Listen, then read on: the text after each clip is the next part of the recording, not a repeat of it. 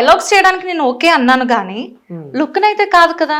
మరి అలాంటి డైలాగ్స్ ని పట్టుకో బోల్డ్ క్యారెక్టర్స్ కి అమ్మాయి ఇదవుతుంది అదవుతుంది అని అనుకోవడం ఎందుకు? సో నాదైతే ఇది నేను చేసింది జస్ట్ ఆ లుక్. ఇప్పుడు నేను ఒక అమ్మిన అమ్మాయిగా చేయాల్సి వచ్చింది చేశాను తప్ప అంతకుమించి నేను ఏం చేయలేదే. సలార్లో ఏంటి నా ముగ్గుడికి నేను సపోర్ట్ చేశాను తప్ప అంతకుమించి నేను ఏం చేయలేదు. ఏం చేస్తాను చెప్పండి? చెప్పండి మీరు 2 నిమిషాలు టైం ఇస్తే. మా ఆయన కోసం 2 నిమిషాలకి ఏదైనా తయారు చేసేస్తా. ఒక అమ్మాయిని తీసుకొచ్చి రెడీ చేసేస్తా. పక్కన పంట అన్న కూడా ఓకే నీకు? నాకేం ప్రాబ్లం. మా ఆయన కోసం నేను ఏదైనా చేయడానికి రెడీ. ఓకే, వేరే అమ్మాయిని కూడా పంపించడానికి రెడీ ఉన్నా? రెడీ నేను. తనకి సోల్ ఉందా, తనకి హార్ట్ ఉందా, నేను పంపించడానికి రెడీ. ఆ గట్స్ ఎవరికైనా ఉన్నాయా? ఎందుకు చెప్తాను వినండి.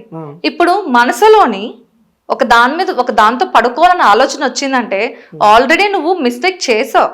సో నువ్వు నిజంగా పడుకుంటే ఏంటి, కలలో పడుకుంటే ఏంటి? సో నేను పంపించడానికి రెడీ, తనకు ఓకే అనుకుంటే అంతే. రెడీ ఉన్నావు డైరెక్ట్ ఏంటి? రెడీ ఉన్నావు అంటున్నా పంపించడానికి, ఒకవేళ తను ఇష్టపడితే. I don't have any problem. Why? Because మహా అయితే ఎన్నిసార్లు పడుకోగలుగుతావు నువ్వు దాంతో? అంతే కదా, ఎన్నిసార్లు పడుకోగలుగుతావు? నాకున్న మనసు గాని నాకున్న ప్రేమ గాని అది నీకు ఇస్తాదా? పో. అర్థమైందా? అర్థమైంది. సో నేను పక్కా ఇవ్వగలను. నాకు నువ్వు తప్ప ఇంకో ఆప్షన్ లేదు అని నేను అనుకున్నా కాబట్టి I'm ready to do anything to you. Okay, so ఇచ్చేసారు ఖర్చులకి. లైక్ ఇప్పుడు ఇండస్ట్రీలో ఉన్నారు మీరు, సో ముఖ్యంగా ఇండస్ట్రీ అంటేనే బయట కొంచెం నెగిటివిటీ ఎక్కువ ఉంటుంది. సో అక్కడ కమిట్మెంట్స్ బాగా నడుస్తాయి. సో అందులో ఒక కంటెంట్ ఏదైనా చేయాలి, ఒక క్యారెక్టర్ ఒకటి చేయాలంటే పక్కా వాళ్ళతో కమిట్మెంట్ అయితేనే క్యారెక్టర్స్ ఇస్తారని చెప్పి కొంతమంది అంటూ ఉంటారు, ఇంకొంతమంది లేదు నడుస్తుంది అని చెప్పి కూడా అంటూ ఉంటారు. మరి వాస్తవంగా మీరు చెప్పండి. సో మీరు చేసే రూల్స్ కొంచెం డిఫరెంట్ ఉంటాయి. సో కమిట్మెంట్ మీరు ఇచ్చారా లేదా? కమిట్మెంట్ ఇస్తేనే క్యారెక్టర్ అని చూడలేని వాళ్ళు మాట ఒకవేళ నా ముందు ఎత్తితే చెప్పు తీసుకుని కొడతా. ఎదవ నా కొడుకైనా ఎదవ నా కూతురికైనా. ఎందుకంటే ఒక్కటే ఆప్షన్ అండి. You have a heart, you have a dare, you have a voice, speak out, మాట్లాడండి. వాడు నిన్ను అడిగాడు, నువ్వు చెయ్యాలనుకుంటావు చేస్తావు. నాకు ఆప్షన్ రాలేదు ఇప్పటి వరకు, నన్ను ఎవరో అంత డేర్ చేసి అడగలేదు. నిజంగా చెప్పండి. ఓకే, హార్ట్ మీద చేసుకొని. ఓకే, నాకు అర్థమైంది మీ హస్బెండ్ అంటే చాలా ఇష్టం అని చెప్పి. సో మీ హస్బెండ్ పైన ఒట్టేసి చెప్పండి, ఇంతవరకు ఎవరితో కమిట్మెంట్ అడిగినా కూడా మీరు? నా హస్బెండ్ మీదే కాదు, నా కొడుకు మీదే కాదు, నా మీద, అందరి మీద కాకుండా నా మీద ఒట్టేసి చెప్తున్నాను. నేను ఏ మొగుడు పక్క ఎవడ పక్క పడుకోలేదు. ఎందుకు అంటే నేను ఏ ఏజ్ లోని ఆంటీ క్యారెక్టర్స్ చెయ్యడానికి రెడీ అయ్యాను. 21 ఏజ్ లోనే ఆంటీ క్యారెక్టర్స్ చేయడానికి రెడీ అయిన అమ్మాయిని, అంత టీనేజ్ అమ్మాయి, ఇప్పుడు ప్రెసెంట్ ఒక టీనేజ్ అమ్మాయిని తీసుకొచ్చి ఇలాగ కొబ్బరి బండాలు అమ్ముకోమన్నాం కానీ లేకపోతే కాయగూరలు అమ్ముకున్న క్యారెక్టర్ చేయమనండి, చేస్తావా? నో కదా. మరి నేను చేశాను అంటే హూ విల్ ఆస్క్ మీ? నా పక్కన పడుకొని ఎవడు అడగలుగుతాడు? సరే, ఎవరు అడగలే? ఆ డైలాగ్ కూడా ఎవరు అడగలే ఇంతవరకు? ఎవరు? నో. వై? బికాస్ పూజ అంటే ఎంత పాజిటివ్, పూజ అంటే అంతకు మించి ఫైర్.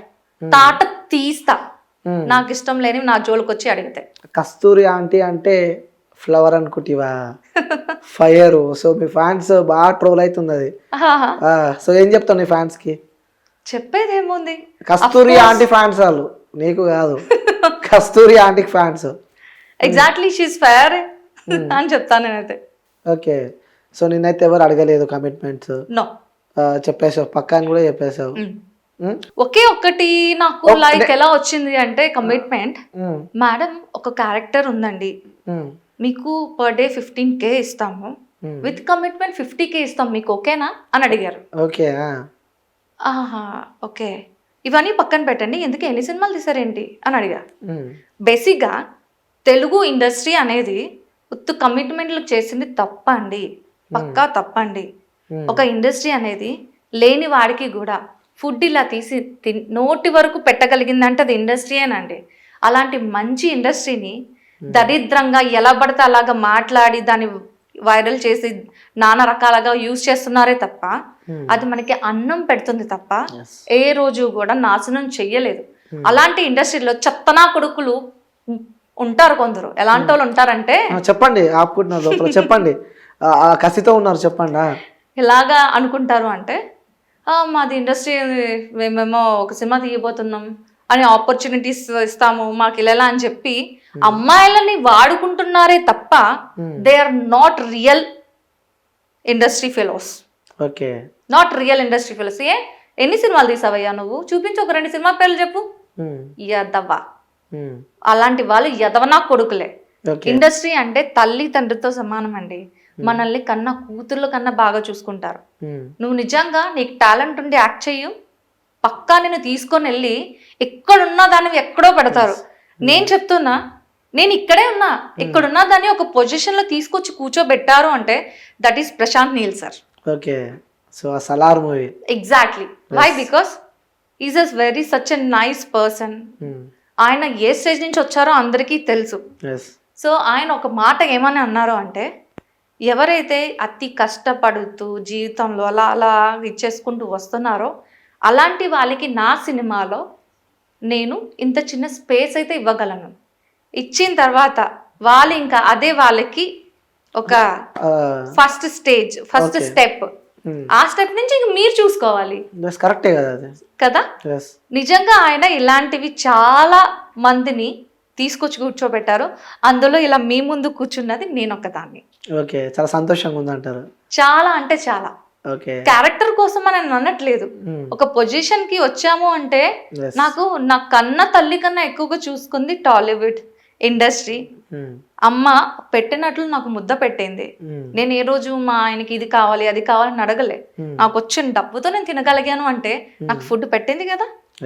ఎస్, టాలీవుడ్ ని ఎవరు కూడా తక్కువ అంచనా వేయొద్దు. ఒకవేళ ఎవరైనా అలా చేస్తే తాట తీస్తా. ఓకే, సో మీకు చాలా మంది యూత్ ఫాలోయింగ్ బాగుంది బయట, ఎందుకంటే చూస్తూ ఉంటాం కదా, 4 అబ్బాయిలు కలిస్తే మీ వీడియోలో ఉంటాయి కదా. Oh my God. 4 అబ్బాయిలు కలిస్తే మీ వీడియోలు బాగా చూస్తుంటారు. టైగర్ నాగేశ్వరరావు అల్లో మూవీలో కానీ లైక్ ఈ సలార్లో ఆ డైలాగ్ అయితే చాలా బీభత్సంగా వైరల్ అయింది. సో కస్తూరి ఆంటీని కానీ, సో 4 కలిస్తే మీ వీడియోసే చూస్తూ ఉంటారు. సో వాళ్ళకి ఒకటి ఓపెన్ అడగాల, అరే దీన్ని ఎలాగైనా అనుభవించాలని చెప్పి కూడా వాళ్ళు అనుకుంటారు. సో అలాంటి వాళ్ళకి మీరు ఏం చెప్తాం అనుకుంటున్నారు? అనుభవించండి అయ్యా. అనుభవించద్దు నేను అన్ను, అనుభవించండి. అంటే ఎలా అనుభవించాలి? నన్ను వచ్చి టచ్ చేసే అంత సత్తా ఏ నా కొడుకైనా ఉందా? లేదు కదా. అలాగని వాడు కళల ప్రపంచాన్ని నేనేం పీకలేను కదా. కళల ప్రపంచంలో మీరు ఏం చేసుకుంటే నాకేంటి? అంటే ఏం చేసుకుంటారు అంటే అర్థం కాలేదు. I don't know. నేను ఇప్పుడు వాడు వచ్చి నన్ను హక్ చేసుకుంటాడా, లేకపోతే వాడు వచ్చి దీంతో ఇలా అలా అంటాడా, అది వాడిష్టం. వాడొక కళల ప్రపంచాన్ని టచ్ చేసేంత రైట్స్ నాకు లేవు కదా. What can I do? So అతను ఏమన్నా చేసుకొని చూస్తూ నాకు అది అనవసరం కదా. నువ్వు ఇలా చేసుకొని నేను ఆప్షన్ అయితే ఇవ్వట్లేదు, కానీ దట్ ఈస్ నాట్ నెసెసరీ. నాకు అది అనవసరం. ఇది పక్కన పెడితే, ఓకే, సో చావు దగ్గర దాకా వెళ్ళి, సో అంటే ఇక ఆల్మోస్ట్ అయిపోయింది అన్న సిచ్యువేషన్లా రియల్గా మీ వీడియో చూస్తే చాలా బాగా చేసింది నాకు. యాక్సిడెంట్, అబ్బో మరి బీభత్సమైన యాక్సిడెంట్, కోమాలకు వెళ్ళారు, సో గతాన్ని మర్చిపోయారు. సో అనుకున్నారా మళ్ళీ మీ లైఫ్లో తిరిగి ఇలా ఇండస్ట్రీకి వస్తుంది? అందుకే స్టార్టింగ్ నా ఇంటర్వ్యూలో చెప్పిన ద రౌడీ ఈజ్ బ్యాక్ అని, ద డెవిల్ ఈజ్ బ్యాక్ అని చెప్పి. సో మాట్లాడుతున్నా కళ్ళ నుంచి నీళ్ళు వస్తున్నాయి. ఏమనిపిస్తుంది అసలు, ఎలా జరిగింది యాక్సిడెంట్? అది నేను అసలు ఎక్స్పెక్ట్ చేయలేదు. ఇలాంటిది లైఫ్లో నేను చూస్తాను, ఫేస్ చేస్తానని నేను ఎప్పుడు అనుకోలేదు. కానీ మీరందరూ దేవుడిని కాలిని పట్టుకొని ముట్టుకొని వచ్చుంటారేమో, నేను యముడిని కూడా పట్టుకొని వచ్చేసా. సో నా జీవితంలో ఎక్క మీదట దేవుడిని టచ్ చేసాను ఆల్రెడీ, యముడిని టచ్ చేసేసాను, ఇంకెవరు నన్ను టచ్ చేయలేరు. కానీ నిజం చెప్తున్నా, అలా యాక్సిడెంట్ అయిన తర్వాత నేను మళ్ళీ తిరిగి మీ ముందు కూర్చొని ఇలా మాట్లాడుతున్నాను అంటే ఒక్కటే నన్ను లేపి కూర్చోబెట్టిందండి. ఏంటో తెలుసా? రెడీ, టేక్ యాక్షన్ అన్న ఒక వర్డ్. నా పేరెంట్స్ కి నాకు యాక్టింగ్ అంటే అంత పిచ్చి అని వాళ్ళకి తెలిసింది. తెలిసిన వెంటనే నేను ఒక 6 days అనుకుంటా కొమ్మలో ఉన్నా. అలా కొమ్మలో ఉన్న అమ్మాయిని అనుకోకుండానే నా విల్ పవర్తో నేను 6 నెలలు కూర్చోవలసిన అమ్మాయిని విత్ ఇన్ 6 days లేచి కూర్చున్నాను అంటే నా విల్ పవర్ అనే చెప్పచ్చు. అట్ ద సేమ్ టైం నేను నా మెమొరీని మిస్ అయ్యాను ఒక 2 months వరకు. అవును, నా హస్బెండ్ని నేను నాన్నగా అంటే పెద్ద నాన్న అని, నా కొడుకుని నేను అంకుల్ రా అంకుల్, మమ్మీ డాడీని అన్నయ్య అక్క ఇలా రెండు అక్క అని పిలిచానంట. అలాంటి సిచ్యువేషన్లో ఉన్నప్పుడు వాళ్ళని అర్థం చేసుకొని అలాగా ఉన్న పొజిషన్లో మా బ్రదర్ కానీ లేకపోతే మా డాడ్ కానీ రియల్లీ నేను ఇండస్ట్రీలో అడుగు పెట్టడం మా డాడీకి ఇష్టం లేదు. ఓకే. ఎందుకు అమ్మాయి కదా ఆ లైఫ్ పాడైపోతుంది అని అనుకుంటున్నారు తప్ప ఇండస్ట్రీ నన్ను ఒక తల్లిలా చూసుకుంది. నేను ఇప్పుడు ఈ పొజిషన్ లో ఉన్నానంటే నిజమే కదా, చూసుకున్నట్టే కదా. పక్కలో పడుకుంటే ఈ పొజిషన్ లో ఉన్నట్ట చెప్పండి, అందరూ ఇలా అంటారు. అదేం కాదండి. కష్టపడితే మనం తలుచుకుంటే ఏ పొజిషన్ లోనైనా ఉంటాం. సో ఆ టైంలో నన్ను నా పేరెంట్స్ నా ఫ్యామిలీ అందరూ అర్థం చేసుకొని ఏమన్నారు అంటే రెడీ టేక్ యాక్షన్ అని అంటే ఆ వర్డ్ నా చెవులకి వినిపించి వినిపించి వినిపించి రిబ్యాక్ అయ్యాను నేను రియల్లీ. సో నేను అలాంటప్పుడు ఇండస్ట్రీని నేను ఎలా వదులుకుంటా, దానికోసమే నేను మళ్ళీ తిరిగి పుట్టేశాను. అంటే ఇది నా రెండో జన్మ, దీనివల్లే నేను పుట్టాను. ఓకే. నిజంగా వీడియోస్ చూస్తూ ఉంటే అసలు మీరు గతాన్ని మర్చిపోయారు. మీకు ఇలా పైనుంచి తినిపిస్తున్నారు, అసలు నడవలేని సిచ్యువేషన్, ఫేస్ అంతా దెబ్బలు, ఆ సర్జరీ అయినట్టుంది. మీకు ఇంకొక విషయం తెలుసా, బట్ ఇది నేను చెప్పచ్చో చెప్పకూడదు నాకైతే తెలియదు కానీ I'm extremely sorry junior NTR sir. Me Devara project చేయడానికి అడుగు పెట్టాను కానీ నేను నా హెల్త్ అనేది అంత సపోర్ట్ చేయలేదు. అందుకే నేను అక్కడితో స్టాప్ చేసి రీబ్యాక్ అయిపోవాల్సి వచ్చింది. బేసిక్లీ నాకు దేవరా షూట్లోని ఆపర్చునిటీ వచ్చింది. సో పర్టికులర్ ఆపర్చునిటీ ఒక 3 to 5 days వర్క్ చేయాల్సి వస్తే మాత్రం నేనేం చేశాను అంటే వెళ్ళా. ఎలాంటి సిచ్యువేషన్లో వెళ్ళానో తెలుసా మీకు?